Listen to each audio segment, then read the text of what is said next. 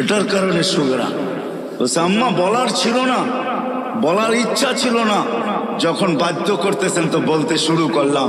বলে যেদিন পেটে আসছে বলে ওই দিন সমস্ত ঘরের দেওয়ালগুলা মুহূর্তে মুহূর্তে সালাম দিতেছিল, সালাম আমিনা সালাম। ঘরের বাড়ির কলা পর্যন্ত সালাম দেয়। আকাশে বাহির হতে দেরি, রাত্রে আকাশের তারাগুলা ছুটা এসে সালাম দিতে দেরি করে। এখনো অস্তিত্বই হয় নাই, দুনিয়াতে আসেনি না, সালাম আমেনা সালাম। বলছে আমেনা চাঁদ পর্যন্ত এসে সালাম দিতেছে, সালাম আমেনা সালাম। সূর্য শুধু আসতে পারে না, কেননা আসলে দুনিয়ার তাপে দুনিয়া থাকবে না, এই জন্য সূর্য দূরের থেকেই বলে সালাম আমেনা সালাম। 12 জন রসুল আইসা সালামের মালা পড়ায় দিয়া গেছেন। আসিয়া, মারিয়াম, উম্মে কুলসুম, মুসা আলাইহিস সালামের বোন, 3 জন আইসা আমাকে মালা পড়ায় দিয়া গেছে। বলে আম্মা বাহিরে যায়া উত্তপ্ত বালুর উপরে পা দিতে দেরি, বালু ঠান্ডা হইতে দেরি করে। পাথরে পা দিতে দেরি, যত উত্তপ্তই হোক ঠান্ডা হইতে দেরি করে না। আমি বাহিরে যাইতে দেরি, মেঘ ছুটা এসে আমাকে ছায়া করতে দেরি করে। যেদিক দিয়া যাই ওদিকে তরুলতা, পাথর পর্যন্ত আমাকে সালাম দেয়। প্রথম ভয় পাইতাম মা, এখন আর ভয় পাই না, অভ্যস্ত হয়ে গেছি শুনতে শুনতে। বলে মা শোনেন, কুয়ার কাছে যাইতে দেরি, আজ পর্যন্ত রশি দিয়া পানি উঠাইতে হয় নাই। কুয়ার পাশে যাইতে দেরি, পানিগুলা কলকলায় উপরে উঠতে দেরি করে। আর পানির ভিতর থেকে আওয়াজ আসতে দেরি করে না, আমেনা কেন চলে আসলি, আমাদেরকে বেইজ্জত কেন করলি, আমাদেরকে ছোট কেন করলি, তুই আসলি কেন, তুই খবর পাঠাইতি, আমরা চলে যায় বর্তন ঘোরা দিয়ে আসতাম। তোর পেটে দুজাহানের বাদশা, পেটে থাকা অবস্থা। পরের গুলা বাদই দিলাম, হারা যাব আমি এটার ভিতরে। মুহাম্মদুর রাসূলুল্লাহকে এই জন্য আল্লাহ কোনোদিন বলতেন না, এই হায়াত কোনোদিন আসতো না।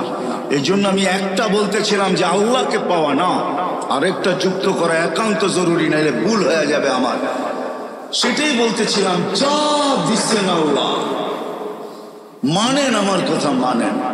আল্লাহকে পাওয়ার জন্য দিচ্ছেন, আল্লাহর রাসূলকে পাওয়ার জন্য দিচ্ছেন, আল্লাহকে সঙ্গে নেওয়ার জন্য দিচ্ছেন, আল্লাহর রাসূলকে সঙ্গে নেওয়ার জন্য দিচ্ছেন, আল্লাহকে রাজি করার জন্য দিছেন, আল্লাহর রাসূলকে রাজি করার জন্য দিছেন, আল্লাহকে পাওয়ার জন্য দিছেন, আল্লাহর রাসূলকে পাওয়ার জন্য দিছেন, আল্লাহকে খুশি করার জন্য দিছেন, আল্লাহর রাসূলকে খুশি করার জন্য দিছেন।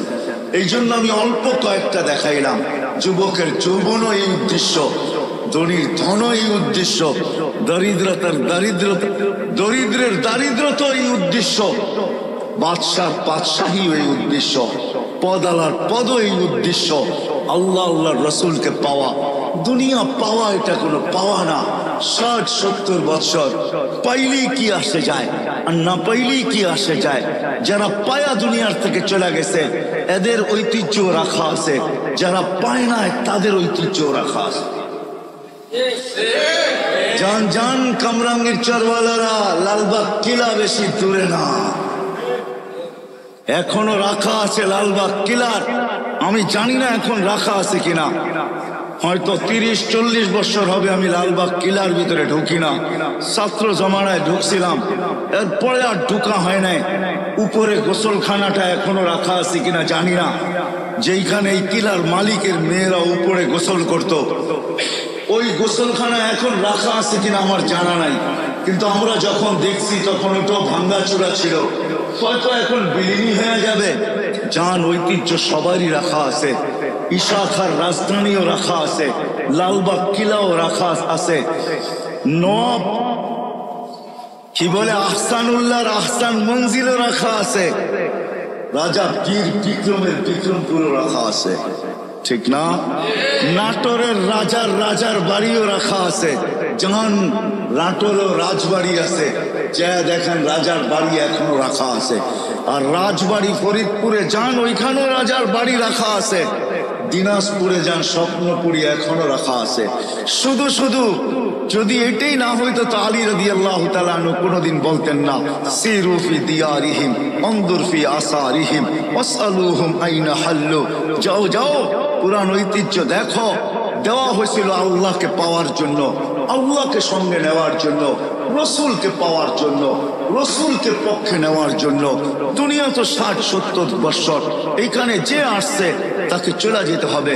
থাকার সুযোগ কারো এখানে ছিল না, না আছে না থাকবে। দুনিয়া উন্নত হইতে পারে, লাভ সাপোর্ট নামের মেশিন তৈরি হইতে পারে, কিন্তু লাইফকে কোনোদিন ধরে রাখা সম্ভব হবে, প্রতিরোধ করা যাবে না। মৃত্যুর প্রতিষেধক কোনোদিন তৈরি হবে না, মৃত্যুকে কোনোদিন ফাঁকি দেওয়া যাবে না। যদিও সান্ত্বনার মেশিন লাইফ সাপোর্ট তৈরি হয়ে চলে আসছে। কি সান্ত্বনার নাম কি, অর্থ কি? ইংরাজি। এই জন্য মনে করেন যে ইংরাজি খুব ভালোভাবে বলেন, ঠিক না? লাইফ সাপোর্ট, ঠিক না? লাইফকে সাপোর্ট দেয়, ঠিক না? কি খুব ভালো লাগে, ঠিক না? আমাদের দশা তো এরকম হইলো, রাগ হয়ে যাবেন বললে। গাড়ি কিনা নিয়ে আসছে জাপান থেকে, তো জাপানি ভাষায় গাড়ির ভিতরে 3 দিকে লেখা ছিল, পিছেও দোনো দিকের গ্লাসে খুব সুন্দর করে বড় বড় অক্ষরে। তো যে কিনছে গাড়ি সে ভাবছে এত সুন্দর করে লেখা, এটা মোছার আর দরকারটা কি, এটাই চালাইতে থাকি।